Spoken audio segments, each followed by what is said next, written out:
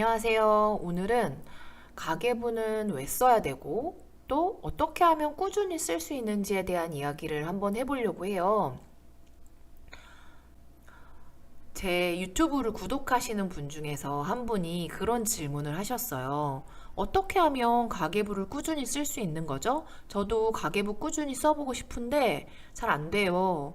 뭐 편리하다는 앱도 써보고 그리고 뭐 스케줄러 같은데 다이어리 같은데 이렇게 써보기도 했는데 며칠 쓰다가 계속 포기하게 되더라고요. 하고 어떻게 하면 꾸준히 쓸 수 있는지 그 노하우를 좀 알려주세요 라고 해서 이 영상을 만들어 보게 됐어요.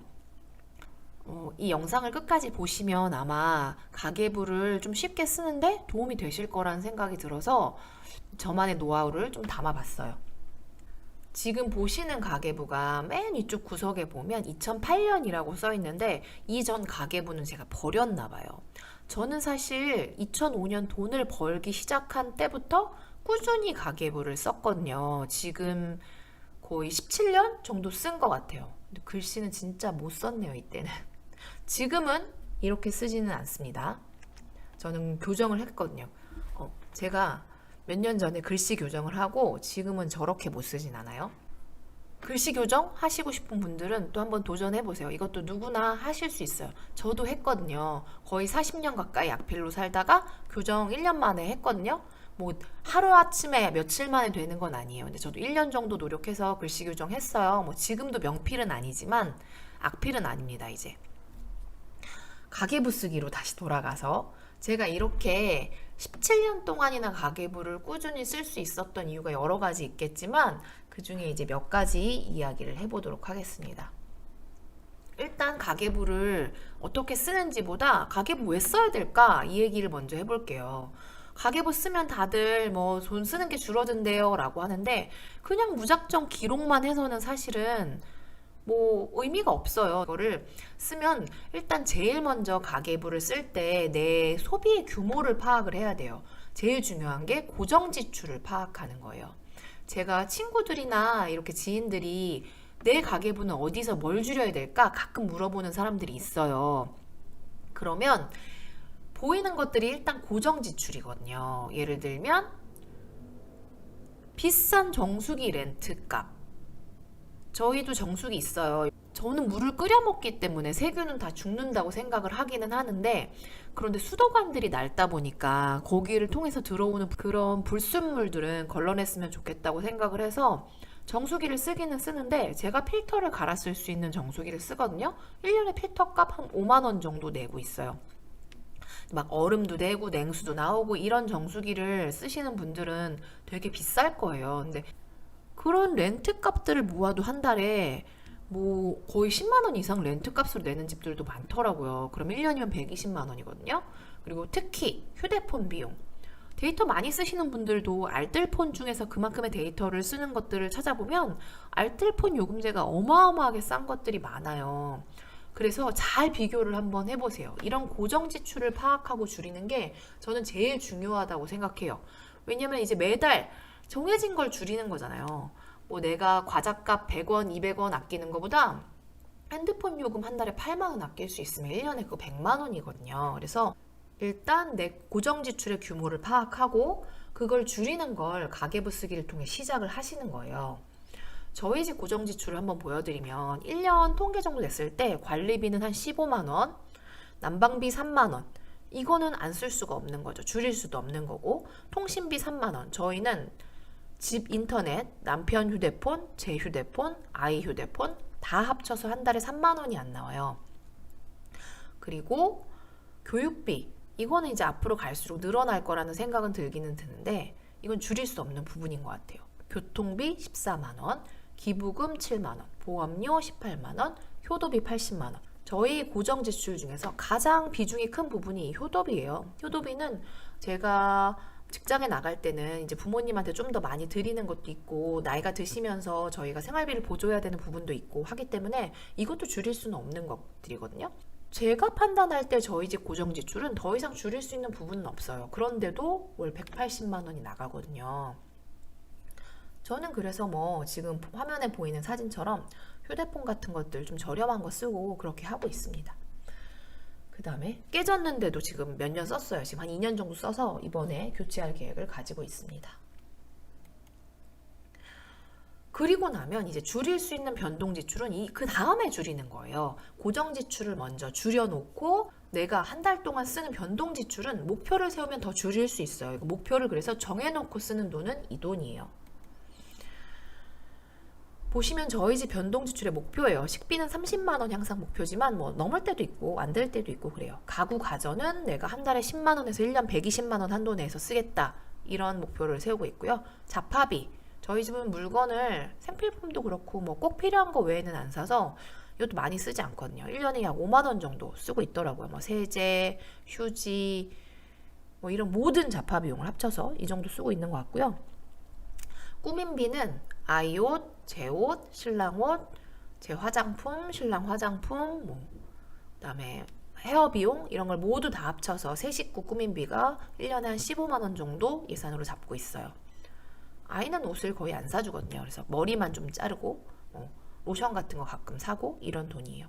그다음에 용돈, 신랑과 저와 아이 용돈 한 달에 한 10만 원 또 안 쓰더라고요. 작년에 10만 원도 안 썼어요. 그래서 10만 원 정도 잡아놨고요. 건강문화비로 10만 원.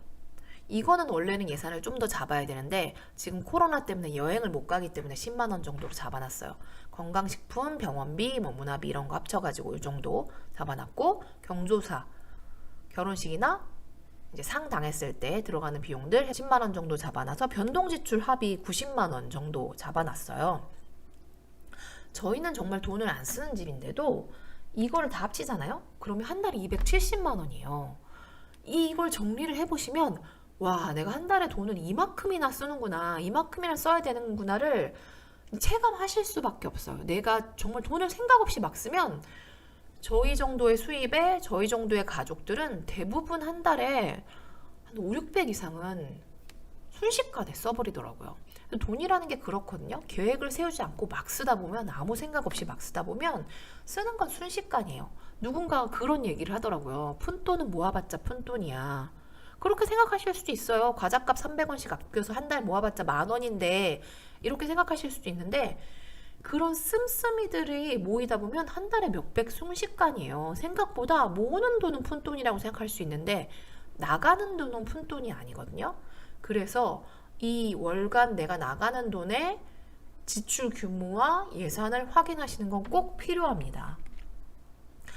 그리고 나면 이제 연간 내가 모을 수 있는 목표 저축액이 나오는 거거든요. 저는 월급이 180만 원, 170만 원 이럴 때도 연간 1년 저축 목표가 2천만 원이었어요. 충분히 하실 수 있어요. 부모님과 같이 사시는 지금 사회초년생이라면 충분히 가능하고요. 저희 집 같은 경우에는 올해 저축 목표가 5천만 원입니다. 이렇게 저축 목표를 세울 수가 있어요. 그러면 도대체 그래 알겠다, 나도 가계부 쓸게. 근데 도대체 어떻게 하면 가계부 꾸준히 쓸 수 있는 건데 나 쓰다 보면 도저히 가계부 꾸준히 못 쓰겠던데? 한 3일 쓰고 못 쓰겠던데? 이런 분들 되게 많더라고요. 이제부터 가계부를 꾸준히 쓸 수 있는 팁들 이제 들어갑니다. 첫 번째는 모든 고정 지출을 미리 기록하는 거예요. 요새 잘 나온 앱들은 이 모든 고정 지출이 다 자동으로 들어가게 되어진 앱들도 있어요. 저는 근데 제가 쓰는 앱은 그렇진 않아가지고 저는 인터넷으로 1년치를 다 써놔요. 매달 1일에 다 이 고정 지출이 들어가게 써놔요. 날짜? 이건 17일 날 나가는데 이건 13일 날 나가는데 그런 거 무시하세요. 그냥 그 매달 1일 날 다 그냥 들어가게 써놓으세요. 가계부를 꾸준히 쓰려면 편해야 되거든요. 그러면 관리비 저는 매달 똑같지 않은데요. 지난달은 13만 원이고 이번 달은 15만 원이고 다른데요?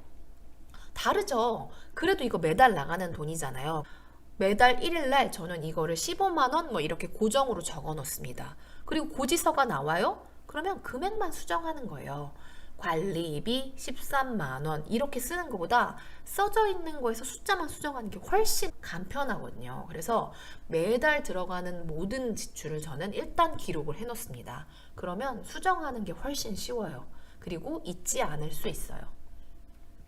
그 다음에 작은 변동이 있는 단위를 저는 무시하고 씁니다. 예를 들면 교통비나 통신비 같은 것들요.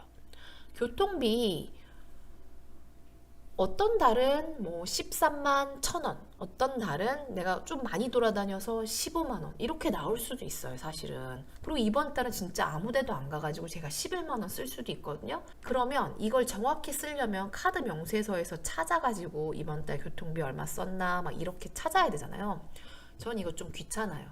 그래서 사실 매달 똑같은 금액을 교통비로 잡아놓고 쓰고 있거든요. 근데 1년 통계 내보면 정말 얼마 차이 안 나요. 2, 3만 원? 많아야 한 5, 6만 원 차이 날 거거든요. 저희가 가계부를 쓰는 이유는 이 소비를 통제하기 위해서지 정확히 내가 10원 단위로 이거를 얼마를 썼나를 기록하기 위해서는 아니에요. 그래서 이렇게 제가 귀찮은 거는 저는 무시하고 그냥 써요.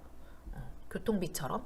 휴대폰도 저는 거의 무료 요금제 안에서 쓰고 있기 때문에 저희는 여기서 크게 벗어나지 않아요. 29,700원에서 어떤 달에 제가 뭐 방송국에다가 보내고 싶은 문자가 있어서 보낸다거나 이런 걸 했을 때 몇백 원 더 나오는 날이 있어요.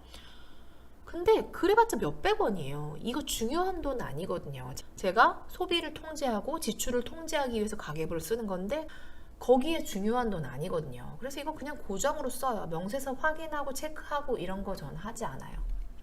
그 다음에 어떤 날 영수증 잃어버렸네. 이거 써야 되는데 기억이 안 나네 정확히. 한 6,000원쯤 쓴 것 같은데 저 그럼 6,000원으로 써요. 이거 꼭 그렇게 정확히 기록해야 되는 건 아니에요. 물론 큰 단위로 차이 나는 건 좋진 않아요.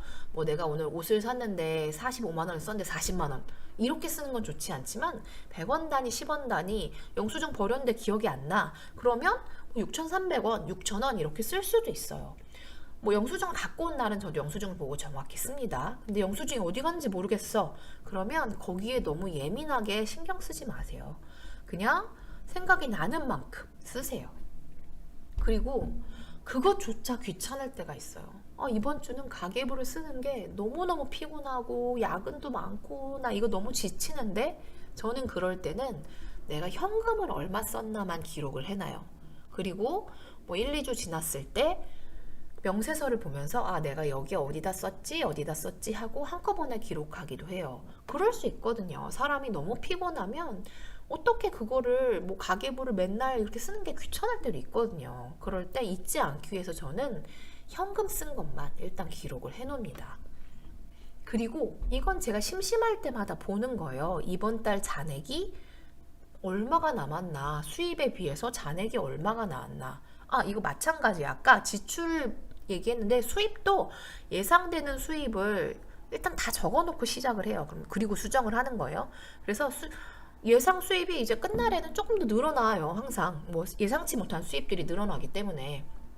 그래서 잔액을 열심히 확인을 해요. 저는 심심할 때 틈틈이.